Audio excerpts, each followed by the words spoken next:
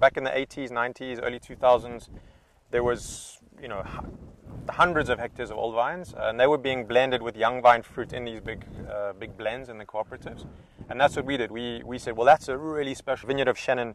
It's a shame that you're blending that with some young other fruit. So we identified the really special vineyards. And I think one of the nice things of the Swartland is because it's a farming community, the farmers also farm wheat and oats and olives and cattle. So they're not necessarily dependent on just fruit or wine for their living. So some of them were happy to leave vineyards in the ground because their father or their grandfather had planted them. Was kind of a sentimental thing. So at that time they weren't necessarily profitable on their own, and we were able to come and pay obviously the farmers a lot more for it, and now they're happy to keep them in the ground for sentimental reasons and for commercial reasons. And as I understand it, because of the success you had with Old Vine Chenin and the quality you produced, it's become a harder thing to find some of these old vines. Yeah, for sure. Yeah, no, now, I mean, it's competitive is a weird word, but it is in a way competitive now. You have a lot of other wineries moving here, people from outside Swartland coming to just buy fruit from here. So, but that's a good thing. It's making, the farmers get more for their grapes. They're able to pay their workers better, look after their staff, and keeps the vineyards in the ground. So we see it as a good thing. It's not a stress. Yeah. Talk a little bit about the terroir in Swartland. Yeah.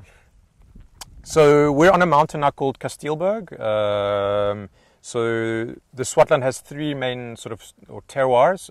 Kastilberg is slate or schiefer, as the Germans call it. So it's a very shallow, rocky soil. We have about a meter of topsoil, and then it's super hard bedrock below. So there's quite a tough environment for the vines to grow. The vines you can see are smaller. The clusters and bunches are smaller, so you get a lot of natural intensity in the wine. Just behind us, there's a mountain there called the Paardeberg, which is a huge granite outcrop. And the mountain's super old. It's 400 million years old. So it's really weathered into almost like sand, beach sand. So very deep soils. The vines are much bigger. The root systems are much bigger. So you get, because of that, the vines are less stressed in a way. So they get much more acidity. The pHs are lower. You get a bit more floral characters in the wine. So really different style there.